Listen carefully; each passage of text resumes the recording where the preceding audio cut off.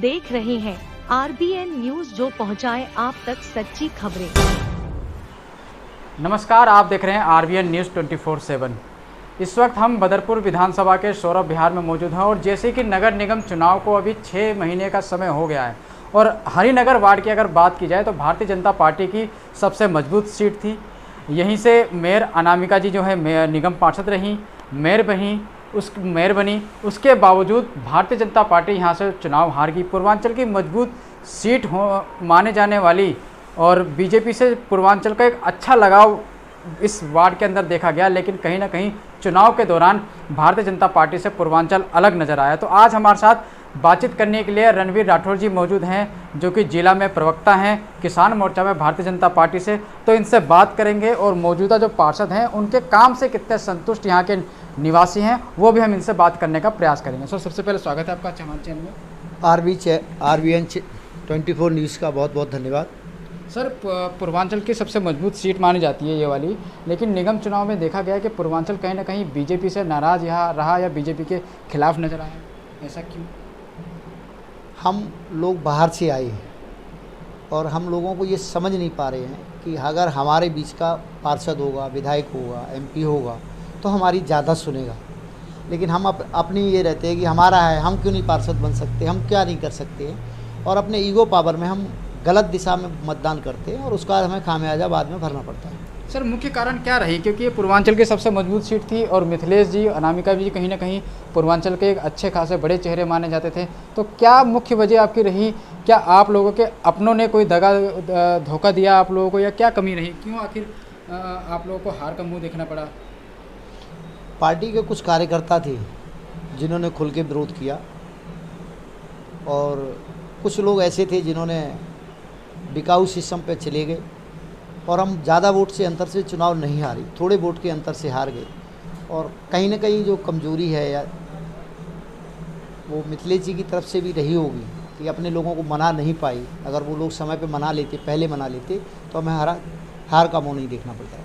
चुनाव के दौरान एक नारा देखा गया कि केजरीवाल की सरकार और केजरीवाल का पार्षद, जो इस वार्ड में सिद्ध साबित हुआ और साकार हो गया और निगम पार्षद जो है आम आदमी पार्टी के बच गए। तो पिछले 6 महीने के अंदर कैसा कार्यकाल निगम पार्षद का रहा आम आदमी पार्टी का? आम आदमी पार्टी का कार्यकाल जैसा है वो सब जनता जानती है।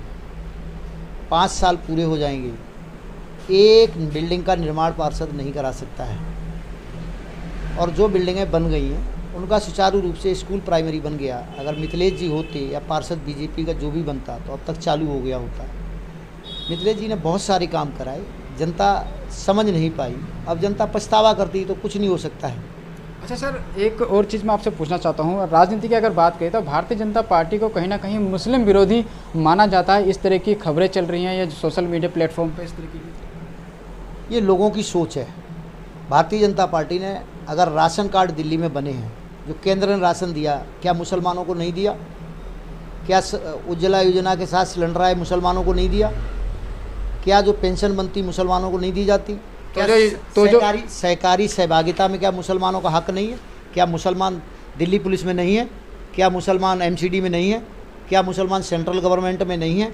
ये सिर्फ जो विपक्षी है उनको ये कहने का बहाना मान जाता है कि मुसलमान अगर हमसे छूट गया तो हम कभी भविष्य में राजनीति में नहीं आए, इसलिए वो नारा देते हैं। सर, आप तो कहते हैं कि मोदी जी जो है मुसलमानों का साथ लेकर चल रहे हैं, मुसलमानों को राशन देते हैं, हर सुविधा उनको देते हैं, लेकिन योगी जी इसके विरुद्ध नज़र आते हैं। कहीं ना कहीं उनका बिल्डोजर मुसलमानों के ही खिलाफ नज़र आता है यूपी के अंदर।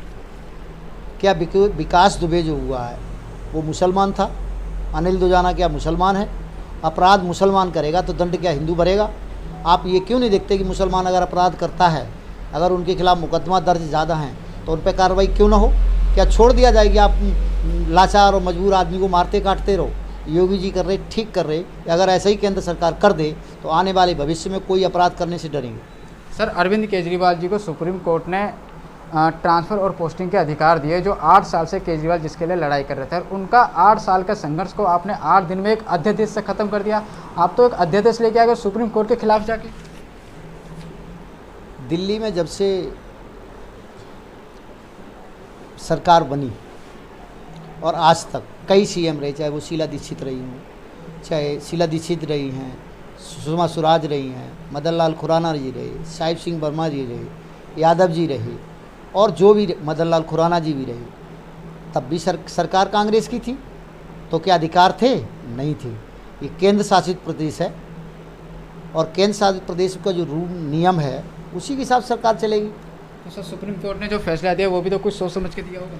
वो जो मजिस्ट्रेट बैठे हैं सुप्रीम कोर्ट के, वो हम लोगों से कई गुनी ज़्यादा बुद्धि रखते हैं और उन्होंने अपने बुद्धि का प्रयोग करके और जो कानूनी प्रक्रिया बनता है उसके तहत दिया होगा। हमें भैया इतना ही पता, इससे ज़्यादा कौन लाया, किसकी गाय थी, किसने मंगाई, इसका इन्वेस्टिगेशन होना चाहिए।